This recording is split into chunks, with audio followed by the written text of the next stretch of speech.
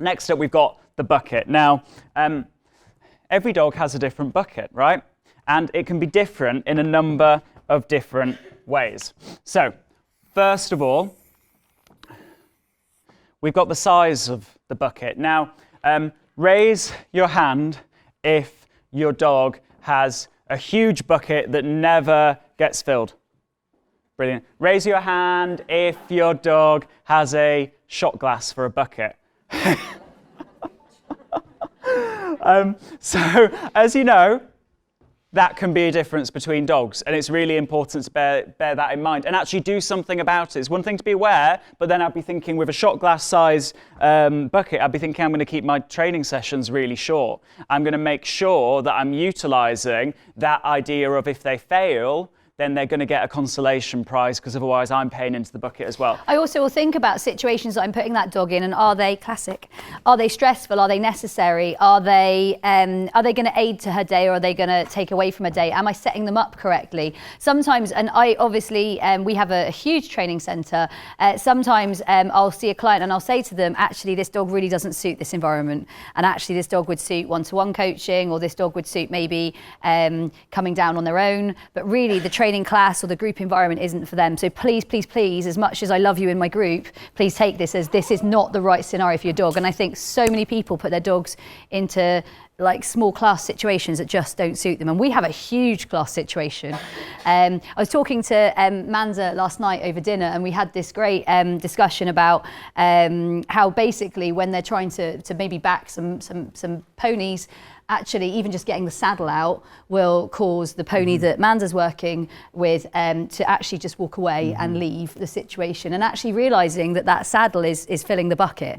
And so this isn't just in dogs we're talking here, this is animals. And I love the other thing, I just have to very quickly add tangent, love the fact that we're doing cardboard chaos with ponies. And we've gone from the point that the pony sees the cardboard chaos and makes the noise when she saw the cardboard at first. What was the noise at first? Just louder, Amanda. One more. That was good. One more, louder.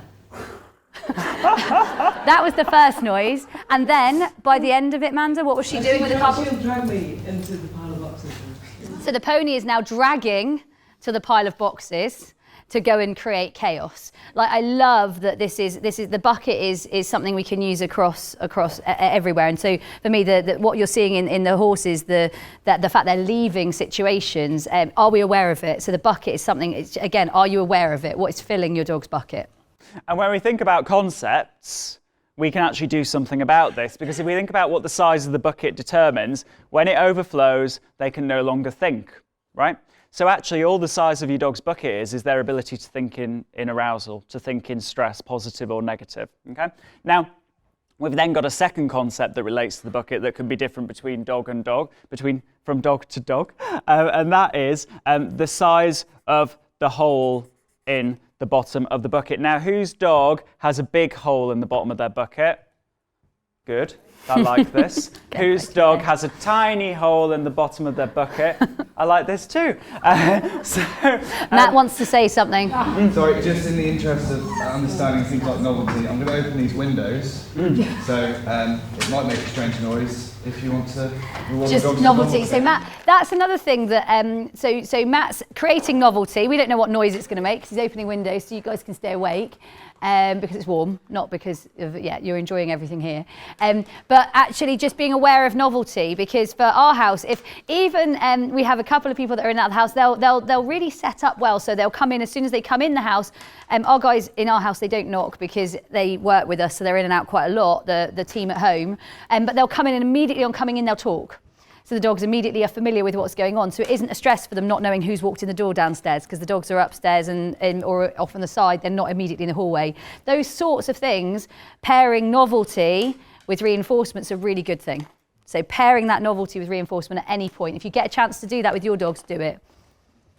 So how big the hole is in the bottom of the bucket determines how quickly your dog is able to recover from stressful events, how quickly that bucket will empty. And sure, we could talk about a hole in the bottom of the bucket, but actually the concept here is arousal up, arousal down, right? How quickly they can switch up, how quickly they can switch down, determined by the hole in the bucket. Now, the final thing that is that comes in that we have to think about with a bucket and training different dogs and new dogs is how full is that bucket normally? Like, what is their natural state? Because for sure, from my perspective, from a personal perspective, my bucket is nearly always quite full of quite like positive, like excitement, energy.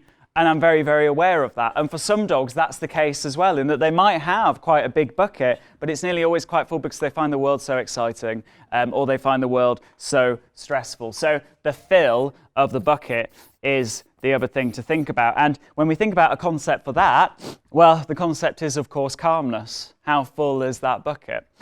So while you might think that this is like a static thing, actually, it can completely change. And it can change. You could get a regression. You could build your dog's bucket up and it could have a massive hole in the bottom and it's always empty and life's great. And then they just have a few bad weeks or even a few bad things in a day and you feel like you're starting from scratch again. And sometimes what I would say, you do have the odd event that might happen that actually does change the situation for you. One of the events that I had for sure with a very, very sound-natured dog changed how we played things for a long time and probably still does play to a degree. And all that was, again, being aware of the volatile classic, being aware of the volatile situations that maybe you put your dogs in. A lot of people will say that actually a dog show is a great place to take a dog. Actually, for me, I take a dog there thinking this is possibly one of the worst situations I can put them in, and I'm very much aware that I put them in it because I enjoy it and I have to guard them in it.